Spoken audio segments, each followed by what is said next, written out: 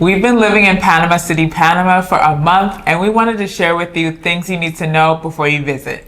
Whether you're thinking about making the move or just curious, we're breaking down the cost of flights, accommodations, weather, and everything you need to know on what life is actually like here compared to the States. Panama City is surprisingly affordable compared to most major U.S. cities. And while prices have gone up in recent years, your money still goes far here. So let's break down exactly what you can expect to pay for different aspects of life in Panama. And be sure to stick around to the end because we're going to share our pros and cons of living here.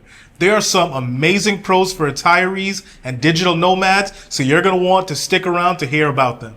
But first, let's talk about the visa process really quick. For American citizens, entering Panama is relatively straightforward. As a tourist, you can stay in Panama for up to 180 days, which is about 6 months, without needing to apply for a visa beforehand. However, there are some important requirements you'll need to meet, like having a valid passport with at least 3 months validity beyond your planned stay, and a return ticket on proof of onward travel. I'm sure you guys know this already, but just as a disclaimer, while we're sharing our experience and knowledge about the visa process, immigration laws and requirements can change often. And even for Americans, the rules might be updated without any notice. So we strongly recommend checking the official Panama Embassy website for the most up-to-date information before making any travel plans. This way you'll ensure you have the correct and current requirements for your specific situation. Now, one of the major advantages of choosing Panama are the relatively affordable flight options. So currently, right now, you can find one-way direct flights from New York to Panama for less than $200, which makes it very accessible for those looking to explore or relocate. And speaking of accessibility, Panama is a big airline hub, so it's very easy to travel to or from here, regardless of where you are in the world. Keep in mind, though, prices, of course, can vary depending on your departure city, the season, and how far in advance you book. We're going to recommend that you use points and miles because you can get some really incredible deals. For example, when we flew here from Brazil, our tickets were less than $100 out of pocket for both of us. Before making any permanent decisions about moving to Panama, we strongly recommend spending at least a month here to truly experience what the daily life is like. This extended stay will give you a much more accurate picture of your potential living costs, help you understand the rhythm of life here, and allow you to explore different neighborhoods. It's one thing to visit as a tourist for a few days, but living somewhere is a completely different experience. Use this time to track your expenses, visit local supermarkets, check out gyms, and get a feel for what your monthly budget might look like based on your lifestyle. Now let's talk about housing and daily expenses. So we're coming from Long Island, New York, and we found the accommodations here to be not only affordable, but found living here to be extremely luxurious in comparison. Back in Long Island, we were paying $1,500 per month for our apartment, but here in Panama City, for roughly the same price, we got a much more spacious, modern living space with brand new appliances. And many of the Airbnbs and apartments we looked at offer the same excellent value. So we were getting way more bang for our buck compared to those New York prices. When it comes to our grocery shopping, we are very surprised by how far our money went at El Rey, which is one of Panama's mid-range supermarket chains. As a couple, we consistently kept our weekly grocery bill under $100, and we love that for us. And this included fresh produce, meat, and even imported items. And we weren't even shopping at the budget-friendly stores like Super Extra since we were comfortable with El Rey's mid-range prices and quality. The main difference we noticed was that the cost of local produce and proteins were a little cheaper than they were in the States. And while grocery shopping was affordable, we found restaurant prices to be kind of similar to what we were used to paying back home, especially in the more trendy areas of the city. So we treated dining out as more of an occasional treat rather than a regular habit. But speaking of restaurants, if you're interested in knowing where to find the absolute best dining experiences are in Panama City, check out our 4 must-visit restaurants in Panama City video. We've linked it in the cards above and in the description below to make it nice and easy for you. If this video is helping you figure out what to expect from Panama, hit that like button for us so more people like you can find this video. It might seem small, but it helps this content reach someone else who's considering life abroad. But let us touch on transportation.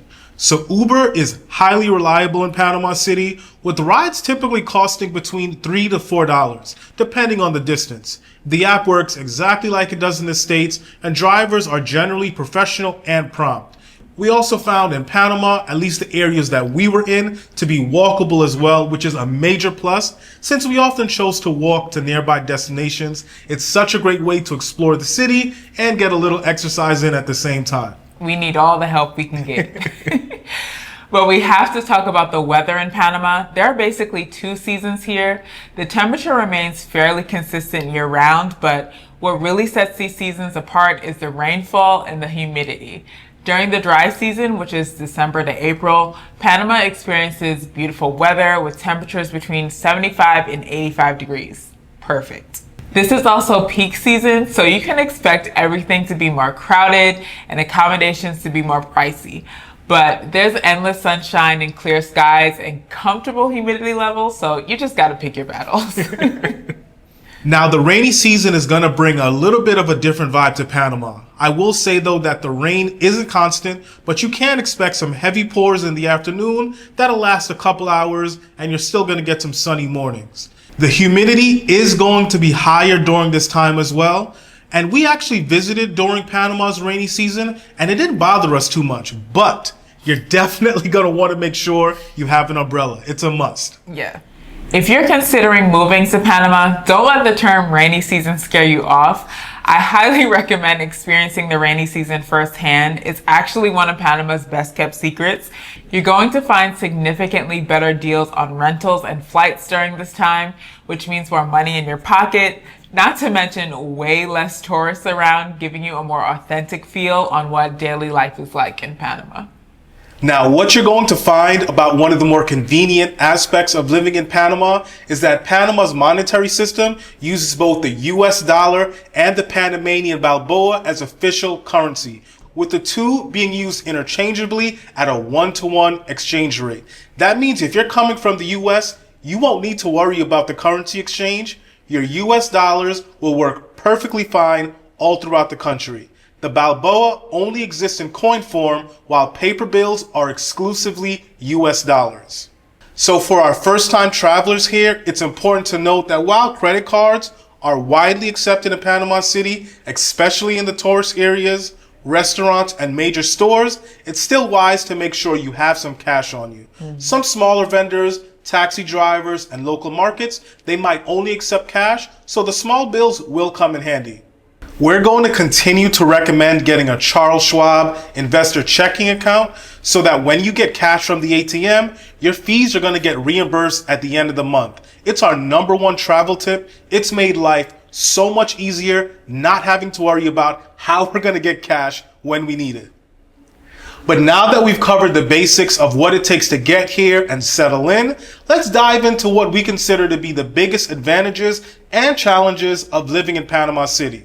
We've experienced both the pros and the cons firsthand during our time here, so we want to give you our honest, unfiltered perspective. As usual. Keep in mind that what we might see as a pro or a con may be completely different for you. It really depends on your personal preference and what you're looking for in a new city.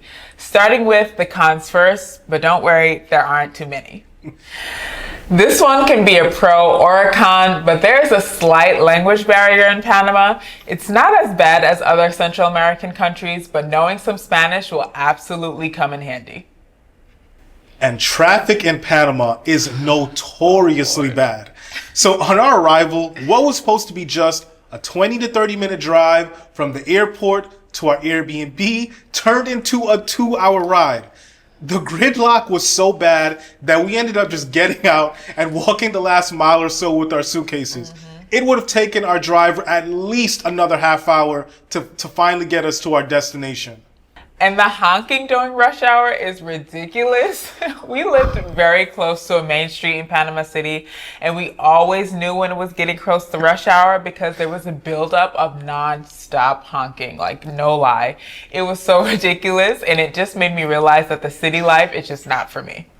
But we have heard that Panama has significantly invested into their infrastructure to reduce the pain of the current traffic issues. They are expanding the highway, improving public transportation, and a few other things to help reduce the traffic during rush hours. Thank God. Oh boy. This is another one that can be a pro or con depending on how you look at it. There's just a different pace of life here in Panama. It's more relaxed, which takes an adjustment period, especially if you're coming from New York. So don't be in too much of a rush because that's just not how they do it here. Nope. So let's get to the pros. Now, one of the biggest reasons a lot of people consider relocating to Panama, especially retirees, are the financial benefits. And honestly, they're some of the best in the world. First off, Panama has a territorial tax system, which means they only tax income earned inside the country. So if you're a retiree collecting Social Security, a pension, or earning income from investments or work based in the US, Panama does not touch it.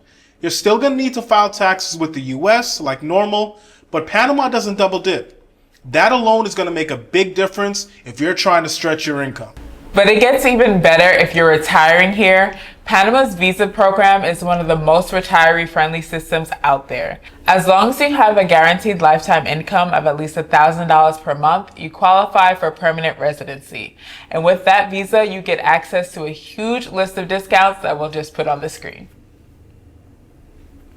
And it's not just fluff either. People here actually use these discounts, and they're honored pretty much everywhere that caters to locals. All of this makes it very easy to see why Panama keeps showing up on best places to retire lists year after year after year. With that being said, unlike many countries where getting a visa can be a total headache, Panama doesn't make you jump through a million hoops. Americans can just show up with a valid passport and stay up to 180 days.